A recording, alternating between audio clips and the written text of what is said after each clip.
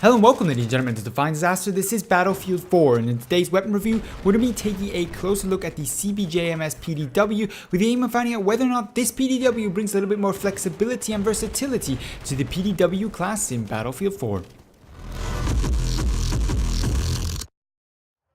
Now, before we get started with today's video, a quick shout out to Bombatron for suggesting this review on the CBJ-MS. I hope I'm able to answer your questions regarding the capabilities of the weapon and its performance in game. But with that being said, let's move on to the actual stats of the CBJ-MS. With the maximum damage of 22.5 and a minimum damage of 14.3, we have here a 5-shot kill weapon all the way out to roughly 28 meters, from which you will require 6 bullets and eventually 7 bullets from 40 meters and beyond. So something that doesn't perform too well at longer ranges. It is, after all, a PDW. It has a relatively moderate PDW fire rate at 700 rounds per minute.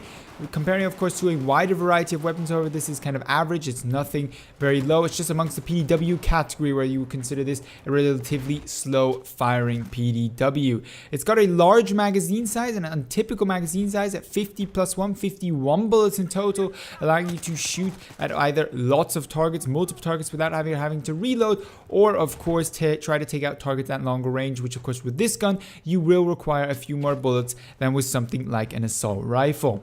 Moving on to reload times. Reload times are very good given you have a 51 bullet magazine, or a 50 bullet magazine plus 1 in the chamber at 2.4 seconds for the short reload. Certainly competitive, alright, even for close quarter performance. Something like an Ace 23 has a reload around 2.4 or so seconds.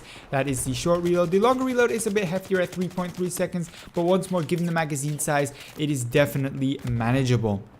Moving on then to recoil, with a vertical recoil of 0.29 and a balanced recoil to the left and right of 0.24. It's got a little bit of a kick, especially considering that this is a 700 round per minute weapon, but kind of looking at PDWs in general, this is very controllable, and you can certainly manage the CBJ-MS very well. It's very controllable as long as you have a decent amount of recoil control. The first shot multiplier is also not too high at 1.95, which means you can also tap fire this weapon if you so required to do so. The accuracy of this gun, the CBJ-MS, is typical for a PDW in that it's not very good when it comes to the actual ADS value at 0.4. What of course this weapon does very well is hip firing. Hip firing, standing and moving simultaneously will result in a 1.5 ADS value, very competitive, so you can definitely hip fire this weapon, very comfortable at close quarter, and definitely get your hits that you require to down your target, thus not of course having to aim down sight and saving yourself a little bit of time in close encounter combat. Now, with the base stats of the CBJ-MS being covered, let's try to summarize what we have here. We have a standard PDW at 700 rounds per minute, an unusually low fire rate, however still coming with a PDW damage model, making it slightly unsuitable at longer ranges and longer engagement distances. We have a large magazine, and we have decent to slow reload times and a medium amount yet controllable recoil. So how can we use the CBJ-MS effectively, and what are its strengths and weaknesses? Well, I have a bit of a difficult time finding a situation where I want the CBJ-MS, and one of the main reasons for that is the PDWR. Now, the PDWR has a higher fire rate at 750 rounds per minute. It has a different recoil model, however is about similarly controllable in that we're not going to be obviously covering all the stats of the PDWR just today. It's got similar reload time, it's got a similar damage model, and it has better hipfire while slightly worse accuracy at ADS. However, at the distances that these guns still perform effectively,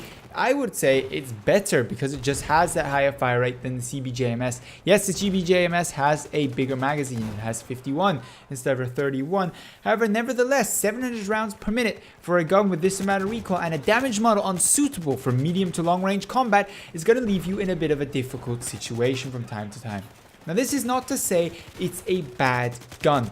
It's to say you're probably just better off using a carbine in the situations where the CBJ-MS would technically be a good gun, but is held back by the fact that it's a PDW, and as such does abysmal damage at range. Having to require 6 or 7 bullets to kill somebody already at 40 meters out is just gonna take your time to kill down so far that anything else is pretty much gonna beat you. Yes, carbines don't have the best damage models for distance either, however they're still better better than PDWs when it comes to distance combat. Of course, still beat out by the assault rifle. Now, say you want to use the CBJ-MS in close quarter. It's got 700 rounds per minute. You can use it there. Of course, I would prefer the PDWR in that situation with 50 rounds per minute more of fire rate. But say you want to use it, how effective can you really be? Well, to be effective, you're going to want to hip fire a lot, saving yourself the ADS time.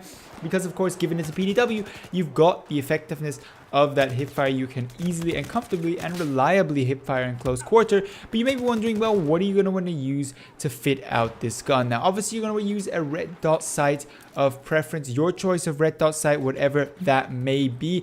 Barrel attachments is very much up to you. You can use a suppressor if you're going for the close quarter combat. You can use a compensator if you're having difficulties with that side to side recoil, a muzzle brake, a heavy barrel even if you're going to try to really use this at long range, which I wouldn't recommend because, of course, the bad damage model that you're going to be fighting against, or you can just use no barrel at all. The CBJ-MS is a gun that is easily controllable and thus doesn't really require much fixing on the side of attachments. There's no grip you can select for the CBJ-MS. Last thing you can select is an accessory, and given that's a PDW, I would definitely go for a laser sight, allowing you to even more make use of that fantastic hip fire. So in summary, do I like the CBJ-MS? Well, it was certainly entertaining to try it out from time to time.